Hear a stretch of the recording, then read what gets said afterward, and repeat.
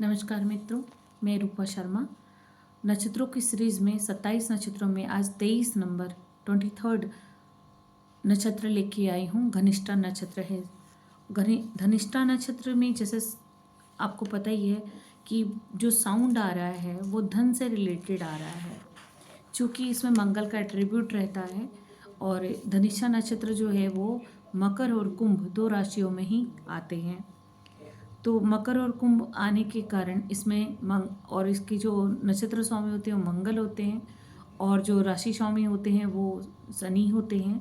और इस कारण इनमें दोनों की ऊर्जाओं का अवलोकन होता है।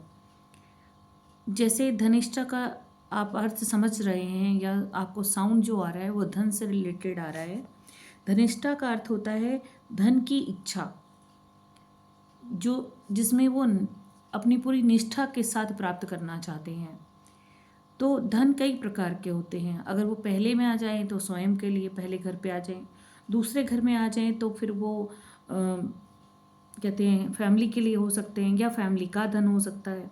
तीसरे में आ जाएं तो वो भाई बंधु बांध और उससे पराक्रम से रिलेटेड आ जाएगा इच्छा।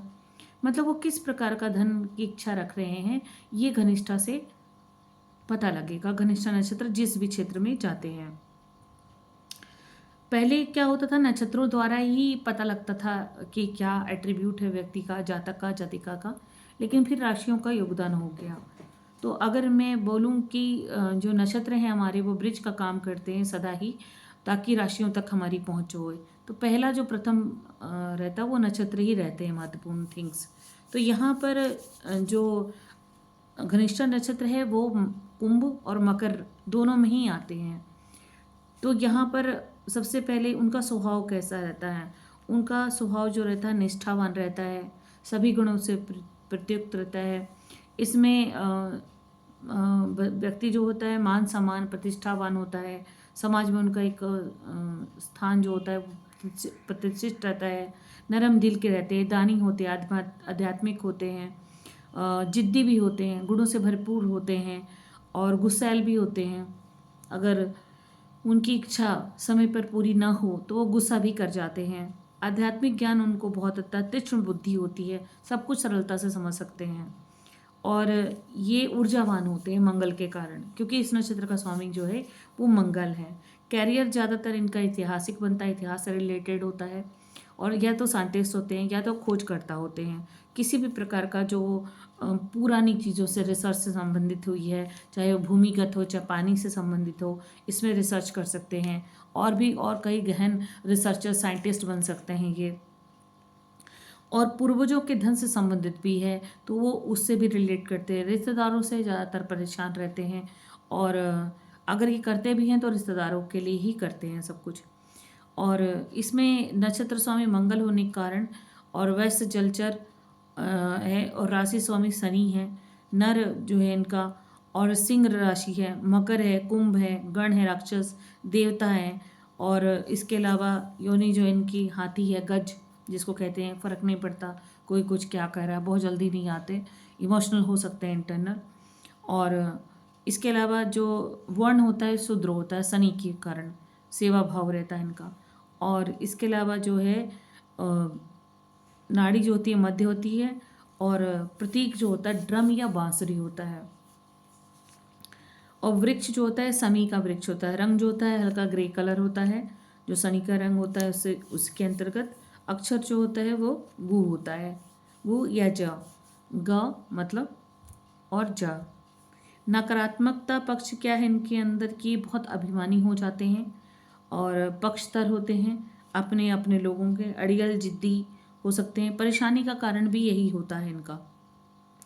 और जो इनके अंदर पॉजिटिव थिंक होती है वो होती है बहुमुखी प्रतिभा के धनी होते हैं, प्रतिभावान होते हैं, बुद्धिमान होते हैं, धनी होते हैं, कई क्षेत्रों में सफलता हासिल की होती है, कई क्षेत्रों का ज्ञान होता है इनको, और गहनता से ज्ञान होता है। मतलब फॉर्मेलिटी के लिए ज्ञान नहीं होता इनके पास। जो ज्ञान होगा वो डेप्थ होगा, डेप्थ तक जाएगा, पूरा ज्ञान डीपली जाएगा वो ज्ञान। इसके अलावा मेहनती होते हैं, लगन से ही इनके अंदर जितनी भी सफलता इन्होंने अर्जित की होगी वो लगन पूर्वक ही की होगी। ऐसा नहीं किया होगा कि किसी ने फ्री में इनको दे दिया है। इन्होंने उसके लिए पूरा अपना समय खर्च किया होगा। और इसके अलावा जमा पूंजी और जो धन संपदा होती है, संसाधनों को इकट्ठा करने का भी एट्रीब्यूट इनके अंदर होता है। इसमें जो जातक होते हैं वो ज़्यादातर क्या होते हैं, वो लंबे हो सकते हैं, ऊंचे हो सकते हैं और सुंदर भी हो सकते हैं और कम बातचीत करने वाले भी हो सकते हैं। और जो जातिकाएं होती हैं वो सुंदर होती हैं, लंबी होती हैं, मगर जो है बाचाल होती हैं। कई बार उनके दांत जो हैं ते आगे के वो खराब रहते हैं। अक्सर शादी के बाद जातिकाओं को काफ़ी समस्या होती है ससुराल पक्ष से। ठीक है। इसके अलावा जो इनकी जो राक्षस गण होता है, इसके कारण ये कुछ भी जिद्दीपन के कारण हासिल कर सकते हैं। दोनों ही राशियों में, चाहे मकर राशि हो चाहे कुंभ राशि हो, दोनों ही राशियों में मंगल और शनि दोनों का एट्रीब्यूट आता है। तो इसके कारण क्या होता है कि मंगल जो है वो तेज है, शनि जो है वो गहन है। तो दोनों का ही ऊर्जा इसमें लगती है फोर्सफुली। मंगल अपनी फोर्सफुली करते हैं कि उनको सब कुछ तेजी से चाहिए, ऊर्जा से चाहिए। शनि की ऊर्जा क्या कहती है कि उन्हें न्यायप्रद चाहिए, जो कुछ भी चाहिए। सो यहाँ पर ये दोनों ही एट्रीब्यूशन चलते रहते हैं मंगल शनि के।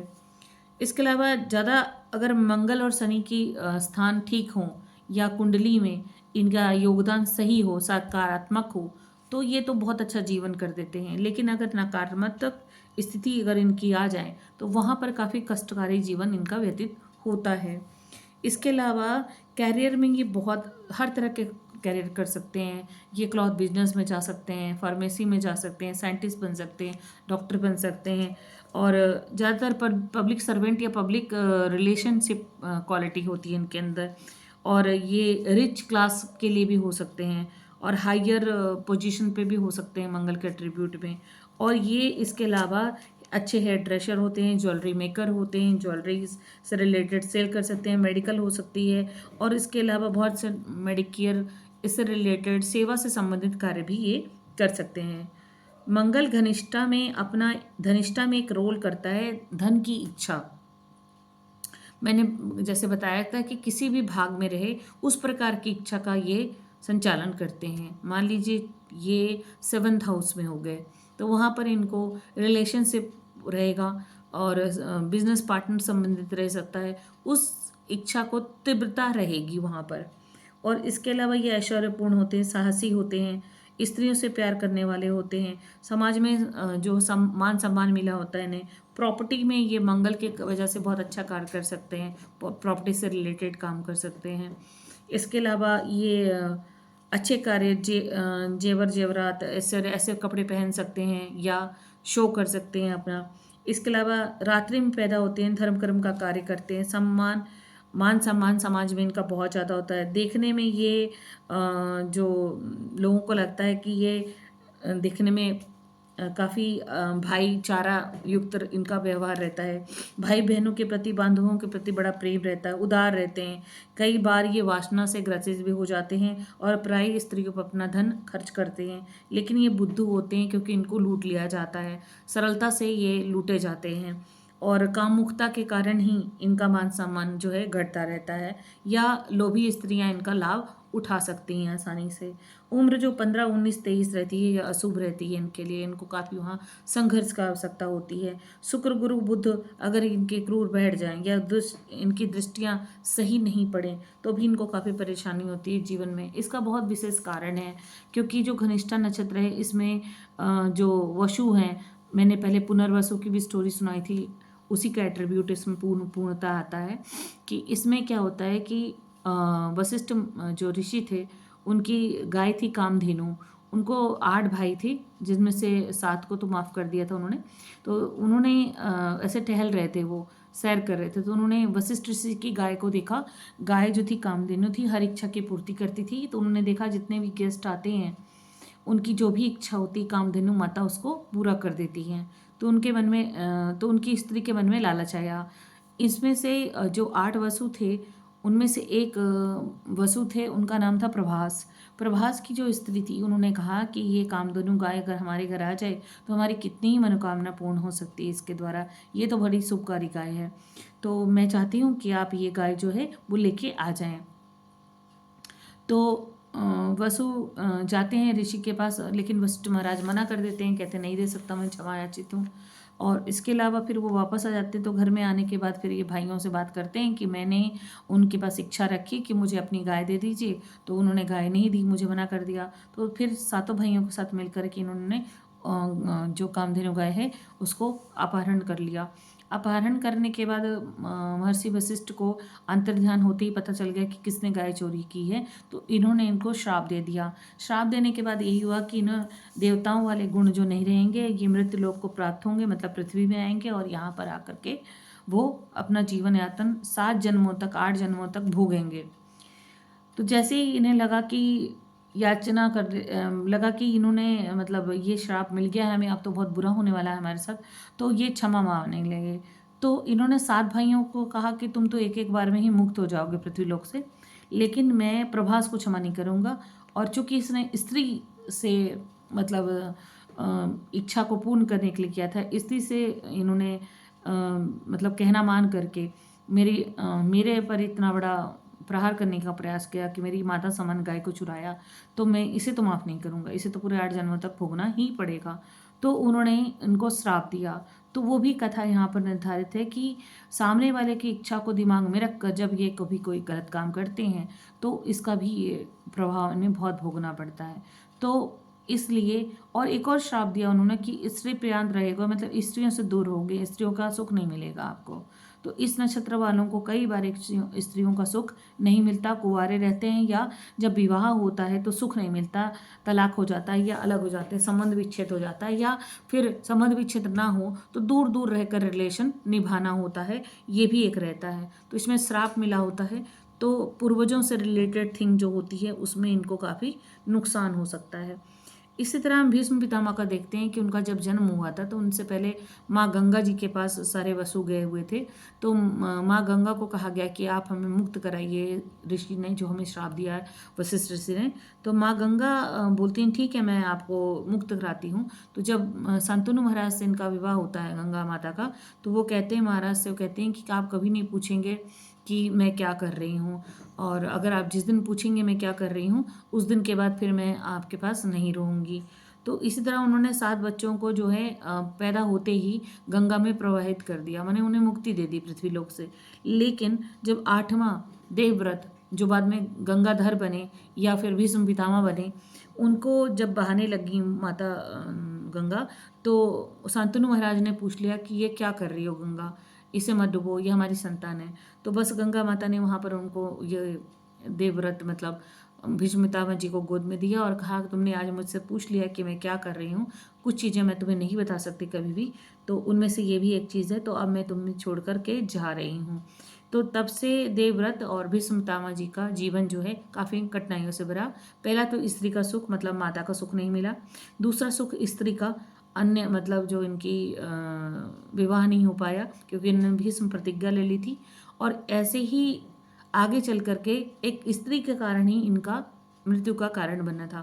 तो ये कष्ट का कारण हो गया सारा। तो इन्हें किसी भी प्रकार का जो स्त्री धन है या स्त्री लाभ है वो नहीं मिलता। तो इन्हें अपनी माता का भी सुख नहीं मिला, इन्हें अपनी स्त्री का भी सुख नहीं मिला, पत्नी का भी, और स्त्री के कारण ही इनकी मृत्यु हुई। तो ये ऐसे कारण हो सकते हैं जिनका ध्यान इनको रखना पड़ेगा। तो कई बार ऐसा होता भी है कि जब ऐसे नक्षत्र में व्यक्ति पैदा होता है और इससे रिलेटेड जो बहुत सारी चीज़ें होती हैं तो उनका ध्यान रखना चाहिए। अगर हमें पहले से पता चल जाए कि हम क्या कर सकते हैं जिससे कि हम बच सकते हैं, तो इसमें कई बार ऐसा भी होता है हनी ट्रैप्स में बहुत लोग फंसते हैं। अगर सेना में हैं आप, चूँकि यहाँ मंगल का एट्रीब्यूट भी आता है, अगर सेना में हैं आप तो आप हनी ट्रैप में फंस सकते हैं, इस बात का विशेष ध्यान रखना पड़ेगा। अगर आप इससे रिलेटेड हैं, मान लीजिए कि आप अपनी ही पुलिस में हैं या किसी अन्य उच्च पदाधिकारी हैं, तो याद रखिएगा कि स्त्री से संबंधित आपको कोई कष्ट हो सकता है। तो माता का विशेष ख्याल रखें और कभी भी किसी के साथ मिलकर के चोरी या इस प्रकार की किसी कार्य में, हेराफेरी में ना फंसें। आपको बहुत ही सात्विक और धार्मिक रहना होगा, यही आपका गुण अच्छा है जिसकी वजह से आपको लाभ मिलेगा। घनिष्ठा जो है मकर राशि के अंतर्गत और कुंभ के अंतर्गत आते हैं। तो ये टोटल जो आते हैं 23 डिग्री 20 कला से 6 डिग्री 40 कला तक आते हैं। तो पहला जो होता है वो पहला चरण जो होता है वो 23 डिग्री 20 कला से 26 डिग्री 40 कला तक रहता है, जो उसकी मकर राशि में रहेगा। शनि का एट्रीब्यूट आ गया, मंगल का आ गया, साथ में आ गया सिंह नवांसा। तो इसमें जो सूर्य से रिलेटेड और शनि से रिलेटेड, मंगल से रिलेटेड ऊर्जावान होते हैं, ये अच्छे उच्च अधिकारी होते हैं, समाज में अच्छा मान प्रतिष्ठा होता है, जिद्दी होते हैं और द्वेष में रहते हैं हमेशा। अगर इन्हें कोई कह दे, लंबी आयु होती है, राजकीय स्तर के इनके पद होते हैं या उससे रिलेटेड कोई इन्हें अधिकार मिले होते हैं। दूसरा होता है मकर राशि। मकर में शनि का एट्रीब्यूट रहता है, 26 डिग्री 40 कला से लेकर 30 डिग्री तक रहते हैं और ये शनि मंगल और बुध का इनमें एट्रीब्यूट रहता है। तो ज़्यादातर ये लोग समाज में विद्वान होते हैं, बुध से रिलेटेड बहुत सारा काम कर रहे होते हैं और अच्छी उच्च अधिकारी होते हैं, अकाउंट डिपार्टमेंट होता है, व्यापारिक होते हैं, बिजनेस पर्सन हो सकते हैं और नेशनल और इंटरनेशनल बिजनेस पर्सन हो सकते हैं और काफ़ी इनका जो ब्रांचेस हो सकते हैं इससे रिलेटेड। और ये ज़्यादातर जो काम करेंगे उसमें ऊर्जा बहुत रहेगी, स्त्रियों का भी ज़्यादा संबंध रहेगा। और कुंभ राशि रहेगी जिसमें 0 से लेकर 3 डिग्री 20 कला तक रहेंगी और इसमें शनि शुक्र और तुला में अगेन शुक्र आ गया। तो डबल शुक्र होने की वजह से इनमें ज़्यादातर वैभव और यश और धन इसका ज़्यादा सुख रहता है, स्त्रियों का भी सुख रहता है और साथ में इनको स्त्री संबंधित मान सम्मान भी करना पड़ता है और प्रतिष्ठित होते हैं, ज्ञानी होते हैं और जो कि थोड़े बहुत डरपोक भी होते हैं, वो भी एक इसमें रहता है। राज्य जो स्तरीय इनको भोग होता है वो भी मिलता है और ऐसे रिलेटेड जॉब भी और बिजनेस भी ये करते हैं।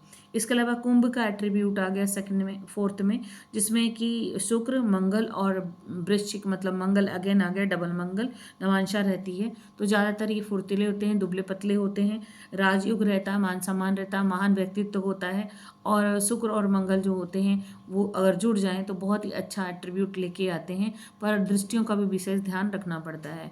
तो जहाँ तक अगर हम बात कर रहे हैं धनिष्ठा की, तो जिसमें आपको धन हो गया, तो कई लोग सोचते हैं कि धन माने सिर्फ फाइनेंस हो गया, गाड़ी घोड़ा मकान और पैसा, इससे रिलेटेड हो गया। लेकिन धनिष्ठा का अर्थ कई मायनों में होता है कि आपको अच्छा आचरण रखना होगा, अपने पूर्वजों का आपको ध्यान रखना होगा, उनकी प्रतिष्ठाओं का ध्यान रखना, अपने इतिहास से रिलेटेड चीज़ों का ध्यान रखना होगा, कारण पता करना होगा कि ये कैसे होता है, क्यों होता है और आगने वाली पीढ़ियों को वो बताना होता है कि इस कारण से आप क्या नहीं करें।